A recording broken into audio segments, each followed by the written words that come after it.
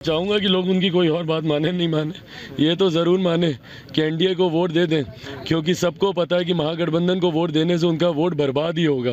तो ऐसे में जो कह रहे हैं तेजस्वी जी, वो वोट अपना एनडीए को ही दें, क्योंकि अब महागठबंधन को भी वोट देने से आपका वोट बर्बाद ही होगा। जब प्रत्याशी एनडीए के जीत रहे हैं तो मान लीजिए इनकी बात, एनडीए को सारा वोट दे दीजिए। कि हाँ, थोड़ा बहुत जो वोट लेंगे पप्पू यादव जी ज़रूर ले लेंगे, राजे तो खैर कहीं कंटेस्ट में ही नहीं है वहाँ पे। पर हाँ, आपस में जिस तरीके से महागठबंधन के घटक दलों के बीच में जिस तरीके से दरारें खुल के आई हैं, भाई पहली चरण में कांग्रेस का कोई बड़ा नेता इनके लिए प्रचार में नहीं आया, बस ये एक डेढ़ दल आपस में मिलकर ही प्रचार करते रहे। कोई कांग्रेस का बड़ा नेता नहीं आया, कोई वाम दल का कोई बड़ा नेता नहीं आया। तो ये जनता को भी अब स्पष्ट दिखने लग गया कि महागठबंधन में आपस में ही दरारें हैं। तो उधर पूर्णिया का चुनाव बेहद दिलचस्प अब होता हुआ नजर आ रहा है, क्योंकि जिस तरीके से त्रिकोणीय मुकाबला पप्पू यादव के मैदान में उतरने के बाद शुरू हो गया है, लेकिन दूसरी तरफ जो तेजस्वी यादव हैं वो ये कह रहे हैं कि वोट किसी को भी दे दीजिए, लेकिन पप्पू यादव को हराना है। देखिए, इंडिया को चुनो, और इंडिया को अगर नहीं चुनते हो बीमा भारती को, तो आप एनडीए को चुनो।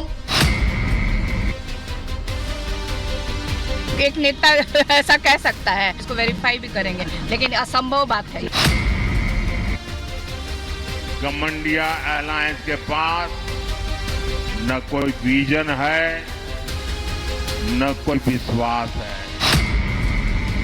सत्ता पर काबिज होने से पहले ही आईएनडीआईए गठबंधन के नेताओं का घमंड साफ नजर आने लगा है। मतदान से पहले ही पूर्णिया की जनता अपना जनप्रतिनिधि चुन चुकी है। जाति और दल की राजनीति से ऊपर उठकर वोटर पप्पू यादव की ओर दिख रहा है। पूर्णिया की जनता में पप्पू यादव का ये क्रेज ही तेजस्वी की बौखलाहट की वजह बन गई है।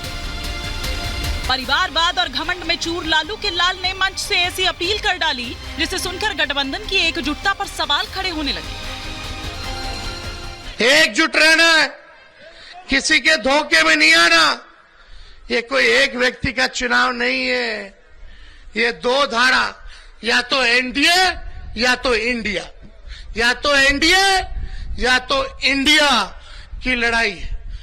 या तो आप इंडिया को चुनो, और इंडिया को अगर नहीं चुनते हो बीमा भारती को, तो आप एनडीए को चुनो। साफ बात है। तेजस्वी यादव बीमा भारती के समर्थन में वोट मांगने पहुंचे थे, लेकिन जनता की जुबान पर पप्पू यादव का नाम था।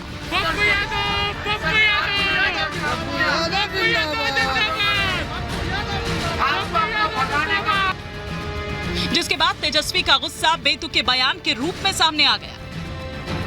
उनके बयान में एक किस्म की झुंझलाहट दिखाई दी। उनका निशाना सीधे तौर पर पप्पू यादव पर था।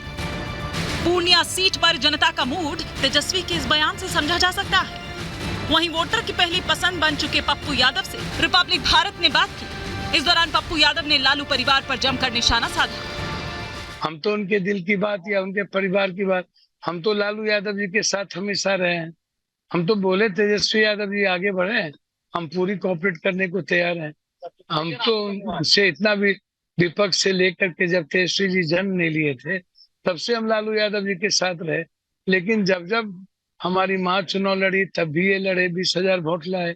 हम जब 4 बार चुनाव पूर्णिया से लड़े तब कभी वोट वो लाए 28,000, कभी लाए 43,000। तो पहले भी इन लोगों ने कैंप किया, लालू जी हमारे खिलाफ कैंप किए। पप्पू यादव का ये क्रेज पूर्णिया की जनता में एक दिन में नहीं बना है, बल्कि वर्षों तक जनता के बीच रहकर उनके लिए काम करके उनके सुख दुख का साथी बनकर पप्पू यादव ने ये कमाया है। आज क्या कारण है कि मधेपुरा सुपौल जैसी सीट को हम छोड़ के जो गठबंधन दे रहा था, आप बहन सारी बात को जानते हैं। कोरोना में भी मैं नहीं डरा, आप याद कीजिए, बाढ़ में भी हम नहीं डरे। मरना पसंद किए लेकिन इंसान को नहीं छोड़े, आम आदमी को नहीं छोड़े। सबने अपनों को छोड़ा, मैंने सबके अपने को गले लगाया। आरजेडी पप्पू यादव पर बीजेपी की बी टीम होने का आरोप लगाती है, लेकिन पप्पू यादव ने अपने एक सवाल से आईएनडीआईए की एकता और मानसिकता पर सवाल खड़े कर दिए। कोई भी आदमी यदि जैसे ममता दीदी और कांग्रेस लड़ रही है तो कहाँ राहुल गांधी उन्हें बी टीम कह दिया। श्री राजा की पत्नी राहुल गांधी जी के खिलाफ लड़ रही है, तो राहुल जी तो कुछ नहीं कहे। अरविंद केजरीवाल जी पंजाब में अलग अलग लड़ रहे हैं, तो वो तो उनकी व्यक्तिगत और निजी हमले नहीं कर रहे हैं। पप्पू यादव तो किन्हीं के खिलाफ नहीं, मैं तो कहा दोनों बहन के लिए भी मैं जाऊंगा। लगभग इंडिया गठबंधन के लिए हम जाएंगे 26 के बाद। तेजस्वी यादव की बौखलाहट और अनर्गल बयान से पूर्णिया लोकसभा सीट पर जहां पप्पू यादव और मजबूत हो रहे हैं, वहीं अब पार्टी की फजीहत भी हो रही है। तेजस्वी की बहन खुद उनके ऐसे बयान पर असहज दिखाई दी। कुछ गलतफहमी ऐसा एक नेता ऐसा कह सकता है ये, पर नहीं बिल्कुल ही नहीं, मतलब है ही नहीं। आप कह रहे हैं तब सुन रहे हैं हम, अब चेक भी करेंगे, इसको वेरीफाई भी करेंगे, लेकिन असंभव बात है। पप्पू यादव ने अपनी पार्टी का विलय कांग्रेस में ये सोचकर किया था कि मल्लिकार्जुन खड़गे उन्हें पूर्णिया से टिकट देंगे, लेकिन लालू परिवार के दबाव में आकर पप्पू यादव का टिकट काट दिया। इतना ही नहीं, परिवारवादी ताकतों ने पप्पू से पल्ला झाड़ लिया, लेकिन पूर्णिया की जनता ने पप्पू का साथ नहीं छोड़ा। अब देखना यह होगा कि तेजस्वी के इस घमंड का जवाब जनता कैसे देती है। Bureau report, Republic Bharat.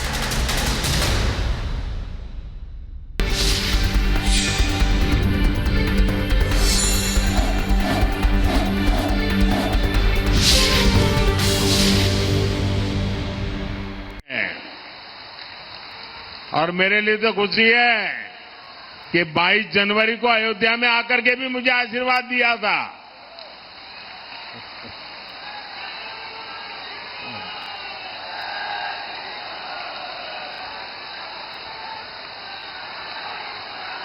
Ramnami समाज अपनी भक्ति, अपने भजन श्री राम के प्रति अपने समर्पण और प्रकृति प्रेम के लिए जाना जाता है।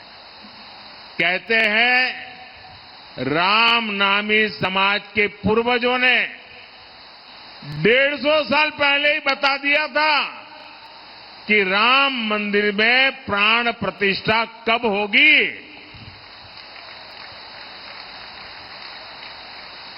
मोदी के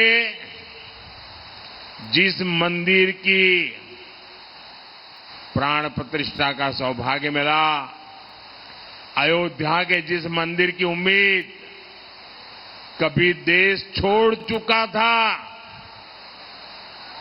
सबने मान लिया तब तो मामला खत्म नहीं होगा, उस उम्मीद को पूरा करने का काम भारतीय जनता पार्टी ने किया है।